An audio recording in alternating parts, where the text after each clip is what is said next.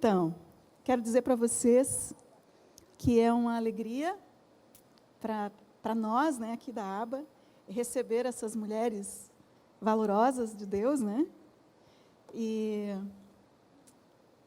é uma honra para mim mesmo, pastoras queridas. Que bom, a gente caminha junto nessa cidade, com o mesmo propósito, né?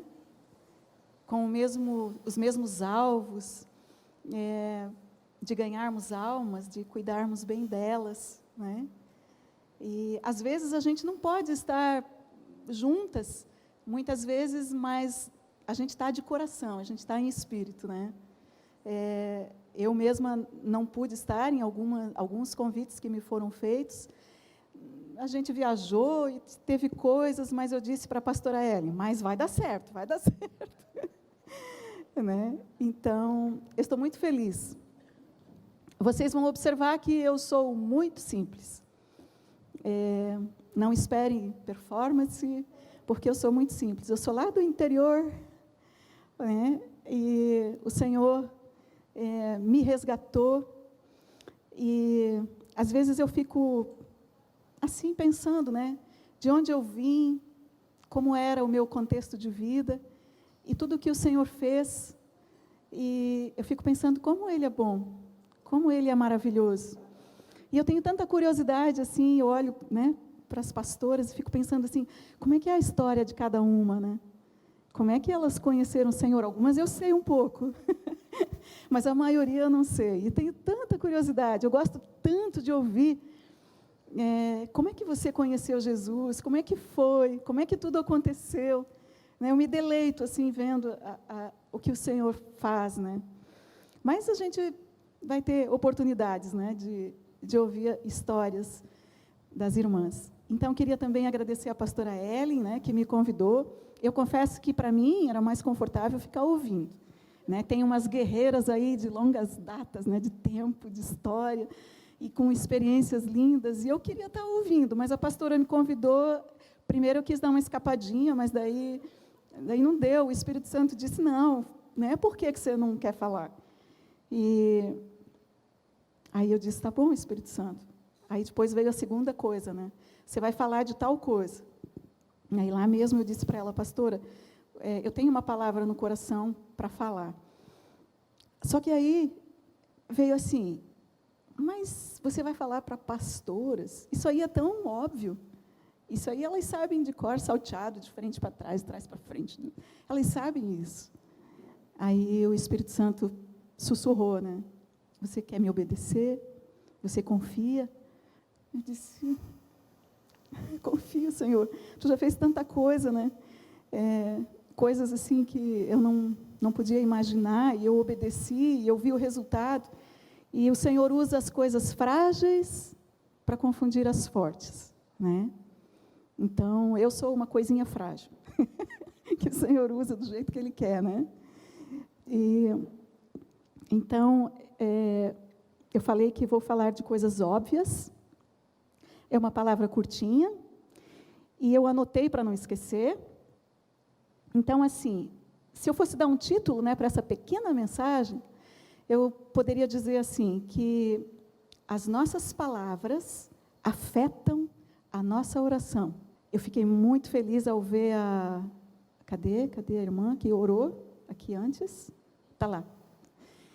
Eu fiquei tão feliz quando ela estava orando aqui, porque tem muito a ver, assim, com o que eu vou falar. Palavras, declarar, profetizar, né? E todas nós desejamos que o Senhor ouça as nossas orações, né? A gente quer que o Senhor ouça as nossas orações, a gente quer a resposta das nossas orações. E a gente até segue alguns passos, né? Porque a gente quer se aproximar do Senhor da forma correta, a gente quer fazer tudo certo. Então, a gente se aproxima do Senhor, primeiro louvando, né? Depois confessando as nossas fraquezas, nos lavando no seu sangue. Depois a gente traz, então, os nossos pedidos, as nossas súplicas, com ações de graças, né? Que a palavra nos instrui, que deve ser assim, né? E gente faz tudo isso e, às vezes, a gente não vê uma resposta. E a gente pergunta, por que será? Né? E nós não damos conta, muitas vezes, nessa questão de que as nossas palavras, quando nós não estamos orando, elas afetam a nossa oração. Mais para frente vocês vão... essa palavra vai assentando melhor, né, no coração. Mas as nossas palavras, quando não estamos orando, devem estar em sintonia com a nossa oração. Deve combinar com a nossa oração. Né? E, às vezes, parece que a gente entra lá no quarto de guerra e se comporta direitinho, faz tudo certo, e depois a gente sai, mas a gente não devia sair. Isso tudo tinha que ser um estilo de vida. Né? A gente não pode sair da oração pensando que agora eu já posso falar umas coisinhas que eu não falei lá na oração, como se Deus não estivesse vendo. Mas o Senhor está vendo sempre, em todo tempo. Né? Então, a gente tem que ter uma constância. Né? Eu vou dar um exemplo para ficar isso um pouquinho mais claro. Vamos dizer que eu estou orando por um familiar, para a salvação de um familiar. Né? E eu vou lá no meu quarto de guerra, no meu momento de oração, e eu coloco essa pessoa na presença do Senhor, eu coloco toda a situação, mas daí eu declaro, né? Senhor, eu creio que Tu é poderoso para salvar, que Tu vai usar ainda essa pessoa, que Tu vai levantar, que Tu vai fazer uma obra maravilhosa, e glória a Deus, aleluia, né? E aí eu saio da oração, não devia sair, mas eu saio, e aí eu encontro alguém, uma amiga, que eu me sinto muito bem, me sinto muito à vontade, e ela pergunta, tudo bem, pastora? E eu digo, eu estava orando, agora mesmo, o meu coração tem andado tão aflito, sabe? Por causa do fulano de tal, ele tem feito tantas coisas, e eu estou tão ansiosa, estou tão aflita com isso, e, olha, só resta orar, só resta orar. Não parece que isso está muito certo, né? Parece que isso não tem uma boa sintonia aí, né? Ou assim, vamos falar de nós pastoras, né? Nós oramos pela igreja, a igreja local, né? A igreja que a gente cuida, nós oramos pelos nossos líderes de grupo de crescimento, né? Aqueles que têm, de departamento, de casais, de ministério infantil, e a gente ora, e a gente abençoa, e a gente profetiza, e a gente declara. E aí eu saio dessa oração, e eu encontro a pastora Ellen. Oh, pastora, tudo bem? Ela, tudo bem, pastora Arlene? Como é que vão as coisas? E aí eu falo para ela, pois é, pastora, eu estava ali agora orando, sabe? Pastora, lá na sua igreja, a liderança é assim, irresponsável, eles não gostam de orar também. O pessoal não quer nada com nada também, sabe? Porque aqui na igreja está um problema. Então a gente joga a oração fora. Né? Então a gente tem que vigiar as nossas palavras. Jesus, ele falava sempre o que era proveitoso. Tudo que ele falava, edificava. E a gente tem que pedir, Senhor, me ensina. Por isso que eu queria estar mais aí, sabe? Porque aqui falando, eu corro um grande risco.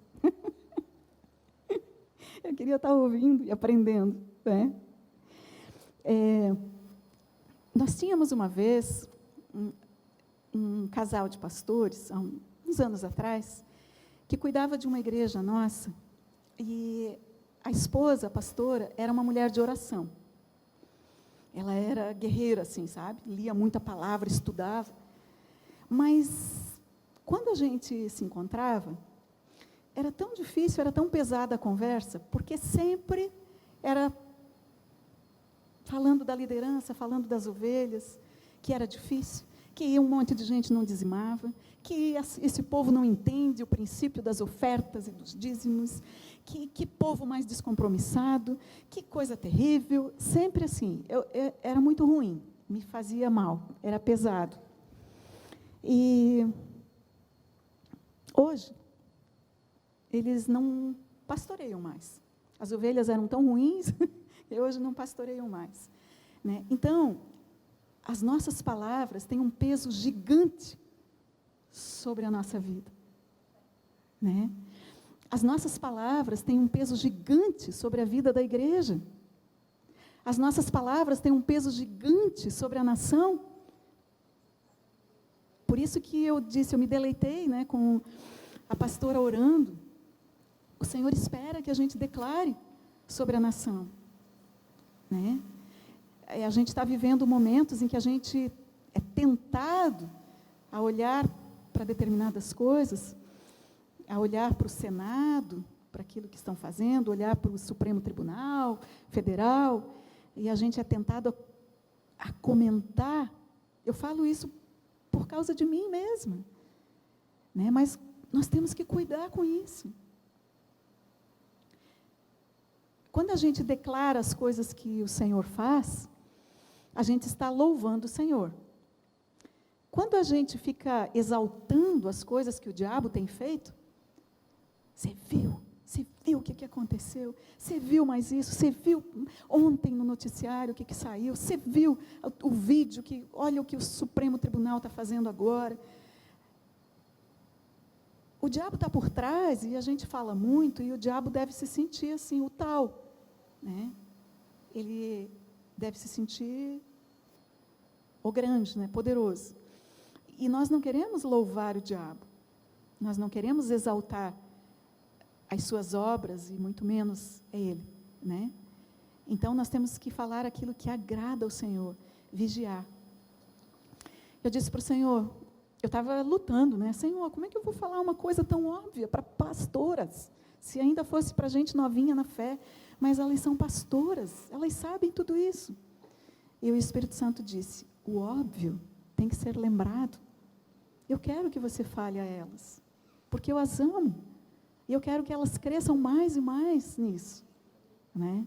Então, eu estou obedecendo, só isso. Então, as palavras que saem da nossa boca têm um grande peso. Né? Nossas palavras, quando não estamos orando, devem estar de acordo, deve estar alinhada, deve estar em sintonia com a nossa oração. A nossa oração deve estar de acordo, deve estar alinhada, deve estar em sintonia com as nossas palavras. Tem que ser como um estilo de vida. Né? Não pode, aqui é de um jeito, ali é de outro jeito. Né? Eu gostaria de ler com vocês, não precisa abrir Bíblia para a gente ganhar tempo. Eu vou ler com vocês Tiago 3, bem rapidinho, que sempre que eu leio isso ou ouço isso, mexe muito comigo. Diz lá, meus irmãos, não sejam muitos de vocês mestres. Sabemos que seremos julgados com mais rigor, porque todos tropeçam em muitas coisas. Se alguém não tropeçar no falar, essa pessoa é perfeita, capaz de refrear também todo o corpo. Ora, se colocamos um freio na boca dos cavalos para que nos obedeçam, também lhes dirigimos o corpo inteiro. Isso me faz lembrar, eu falei para vocês que eu sou lá do interior, né? Quando criança, eu via meu pai plantando, semeando, colhendo, ele tinha muitos animais, ele tinha cavalos, e o meu pai chamava esse freio de cabresto. Era colocado, né, dentro da boca do cavalo, assim, e daí saía 2 rédeas dos lados, e quando o meu pai queria que o cavalo fosse para o lado esquerdo, ele puxava a rédea do lado esquerdo. O cavalo virava, todo o corpo ia para o lado esquerdo. Quando ele queria guiar o cavalo para o lado direito, ele puxava a rédea do lado direito, e o cavalo ia para o lado direito. Né? O cavalo era dominado ali pela boca. Né? Observem Igualmente os navios, que sendo tão grandes e impelidos por fortes ventos, são dirigidos por um pequeníssimo leme, elevados para onde o piloto quer. Assim, também é a língua, pequeno órgão, se gaba de grandes coisas. Vejam como uma fagulha, um foguinho, né? Incendeia uma grande floresta. Ora, a língua é um fogo, é um mundo de maldade. A língua está situada entre os membros do nosso corpo e contamina o corpo inteiro. E não só põe em chamas toda a carreira da existência humana, como também ela mesma é posta em chamas pelo inferno. Pois toda espécie de animais, de aves, de répteis e de seres marinhos se doma e tem sido domado pelo gênero humano. Mas a língua ninguém é capaz de domar.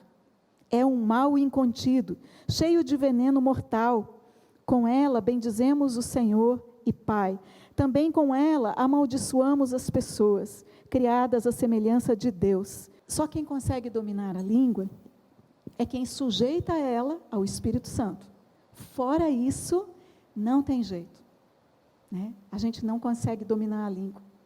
Ninguém consegue.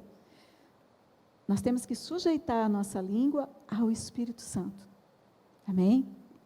E aí diz que da mesma boca, né, procede bênção e maldição, mas não convém que isso aconteça. Né? De uma mesma fonte não pode jorrar água doce e água amarga. Né? Com essa boca, nós não podemos abençoar num momento. Estávamos falando da oração, e no outro momento, quando a gente sai, a gente já fala um monte de coisa que não é bênção, né? Amém? Estão acompanhando? Amém? Então, nossas palavras não caem num campo neutro, porque ele não existe. As nossas palavras, ou elas vão produzir vida, ou elas vão produzir morte. Não tem outra coisa, não tem campo neutro. E às vezes a gente não pensa e não age assim como se, mas isso aqui que eu estou dizendo não tem problema. Ou elas vão produzir vida, ou elas vão produzir morte. Né? Isso está lá em... Onde é que está isso? Provérbios 18, 21. A morte e a vida estão no poder da língua. O que bem a utiliza, come do seu fruto. Se utilizarmos bem a nossa língua, há um fruto proveniente das palavras boas.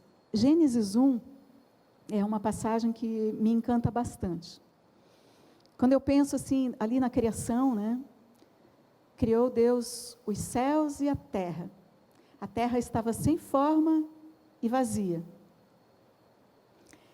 E havia trevas sobre a face do abismo. Mas o Senhor, Ele não ficou analisando aquelas trevas, aquele contexto. Ele não ficou assim, que trevas. O Senhor já largou a palavra. Haja luz. E houve luz. E nós fomos feitas à imagem e semelhança do Senhor. Né? Só que às vezes a gente esquece um pouco disso. Acho que é por isso que o Espírito Santo queria que relembrasse essas coisas. Porque a gente não pode esquecer. Nós fomos criados à imagem e semelhança do Senhor. Nós criamos coisas com palavras. Né? Amém? Se a gente der uma observada na palavra, tem tantas histórias. Eu vou dizer umas 2, 3 aqui, e você vai lembrar aí de outras tantas, né? De protagonistas que agiram segundo a vontade do Senhor, que falaram a linguagem de Deus, que agradaram a Deus com as suas palavras, com a sua postura. Né? Por exemplo, quando os 12 espias foram ver a terra prometida, espiar a terra, né? Gente, era 12, 10, isso é espantoso, 10, vieram com medo, vieram com palavras negativas, disseram, olha, até é bom e tal, mas mais, 2, só 2, falaram a linguagem de Deus, disseram, a terra é boa, vai ser fácil de conquistar essa terra, só 2, de que lado a gente está? De que lado nós estamos? Né? Eu quero estar do lado do Josué e Caleb. Você também, né? No nome de Jesus, amém? Davi e o gigante, naquele confronto ali, né? Davi não ficou olhando a circunstância, os músculos do Golias, né? Não ficou analisando o tamanho dos ombros e a altura dele, pensando assim, nossa, ele deve fazer academia naquela academia famosa lá dos filisteus. Meu Deus, ele é muito grande, Não, ele não olhou nada disso, imediatamente ele disse, o que está falando esse incircunciso? Né? E a gente sabe o fim da história, não vou entrar em detalhes porque vocês conhecem, mas eu queria lembrar como é importante falar a linguagem de Deus, né? A sunamita, quando o filho dela morreu, né? Quando o menino morreu, eles perguntavam para ela, vai tudo bem? E ela respondia, com o filho morto, ela respondia, tudo vai bem. Uns dias atrás, a gente conversou com um irmão, que a gente gosta muito, eu e o Haroldo. Ele é um irmão humilde, muito amoroso, muito cheio do Espírito Santo, e ele às vezes tem umas visões, o Senhor dá umas visões para ele, muito interessantes. E ele nos contou uma visão que ele teve uns dias atrás.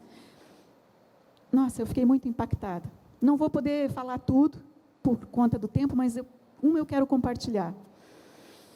Ele disse que ele se via subindo num cavalo branco, ele estava com roupas especiais, e ele estava com uma espada na mão, e um detalhe, ele disse que ele não sobe em cavalo nenhum, porque ele tem trauma de cavalo, coisa que aconteceu quando criança, então, mas na visão ele subia no cavalo branco, com uma espada na mão, e ele desferia golpes, porque o Espírito de Deus dizia que era para ele desferir golpes, no céu, mas o céu, quando ele desferia a espada, era um véu, e ele rasgava o véu com aquela espada, e caíam tesouros sobre ele e sobre aquele lugar, e o Espírito Santo, o Espírito de Deus dizia para ele assim, profetiza,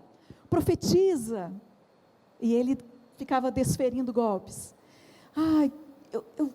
Fiquei tão impactada, tão maravilhada, porque na hora, assim, eu entendi que ele simbolizava a igreja,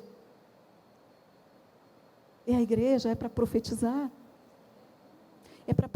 a vida, sobre a igreja, sobre a cidade, sobre a nação, nós temos esse poder para fazer isso, em nome de Jesus, nós temos esse compromisso, essa responsabilidade de fazer isso. Se a gente observar Jesus também, né? Tudo que ele falava era proveitoso. Ele também não ficava olhando as circunstâncias. A igreja primitiva, depois que os discípulos foram, de fato, transformados, eles também não ficavam olhando circunstâncias. Eles tinham um foco. Eles ficavam querendo agradar o Pai. Né? Então, o Senhor nos chama a atenção. Não vamos olhar circunstâncias. Vamos olhar a palavra dEle, as promessas dEle. Vamos confessar essa palavra. Vamos crer nessa palavra. Vamos falar essa palavra misturada com fé. Nós não devemos de nos esquecer e de levar de qualquer forma a questão da presença de Jesus. Nós não podemos perder a consciência da presença dEle. Eu vou falar outra coisa muito óbvia. Jesus veio, morreu, ao terceiro dia ele ressuscitou. Eles queriam detê-lo, né? Queriam que ele ficasse. E ele disse que não, que ele tinha que ir, para que outro igual a ele viesse, o Espírito Santo, e esse estaria, ele disse, estará convosco todos os dias até a consumação dos séculos. Jesus estava limitado a um corpo, lá em Israel. Mesmo ele sendo o Filho de Deus, né, mas ele veio limitado a um corpo. Ele estava lá, ele não estava aqui, ele não estava na África, ele não estava, né, em outros lugares, ele estava lá. Mas o Espírito Santo, que está conosco todos os dias, ele está aqui, agora. Jesus está aqui, agora. Ele está lá na Ucrânia, no meio da guerra. Ele está lá na Rússia. Ele está em todos os continentes, né, em todos os lugares, ao mesmo tempo. Outro dia, eu e o Haroldo estávamos no trânsito, e o trânsito estava muito ruim, e ele ficou nervoso com o trânsito, e começou a falar umas coisas. Aí eu falei para ele: amor, se ao invés de ser eu aqui do teu lado, na carona aqui, fosse Jesus que viesse conversando com você todo esse tempo, você agiria da mesma forma? Ele só me deu uma olhada, né? Me fuzilou. Mas a gente perde, né? A gente perde muito. Às vezes a gente está diante de uma pessoa, de um mortal, um simples mortal, e a gente procura se comportar, a gente procura dizer as palavras bem certinho, e é só um mortal. E nos esquecemos de que Jesus, o Rei dos Reis, o Senhor dos Senhores, o Criador dos céus e da terra, aquele que sustenta tudo, Ele está pertinho da gente, e a gente não se importa com as palavras, a gente vai falando. Eu fico com vergonha. Uma vez eu estava lá em casa, há muito tempo, eu estava subindo a escada com um balde para começar a limpar a casa, e a casa tem 2 pavimentos, e eu ia começar lá, né, do comecinho, lá em cima, e ia descer. Então eu estava subindo com o balde, no meio da escada, eu estava pensando na limpeza. Eu vou começar lá no banheiro, e ele falou comigo, no meio da escada: por que você julga tão rapidamente as pessoas que eu ainda não tratei? Por que você pensa coisas sobre elas? Eu sabia do que ele estava falando. Não é porque eu, vamos dizer assim, eu fosse uma fofoqueira, que ficasse falando mal das pessoas. Não era nesse sentido. Mas eu pensava, Senhor, como é que essa pessoa não se enxerga? Como é que pode fazer um negócio desse, Senhor? Misericórdia. E o Senhor me chamou a atenção. Gente, eu fiquei envergonhada. Sabe quando, não sei se você já teve a experiência de sentir um calorão, o sangue subindo assim. Eu fiquei envergonhada, tão envergonhada. Então, Ele está presente em qualquer lugar. Eu ia limpar a casa, Ele estava junto comigo. Eu ia limpar o banheiro, eu estava com um balde na mão, e Ele falou comigo. Tem uma expressão que eu gosto, que diz que nós temos uma vida só para viver. O pai do pastor Abe Uber falava sempre essa frase. E eu amo essa frase. Nós temos uma vida só para viver, e logo ela vai passar.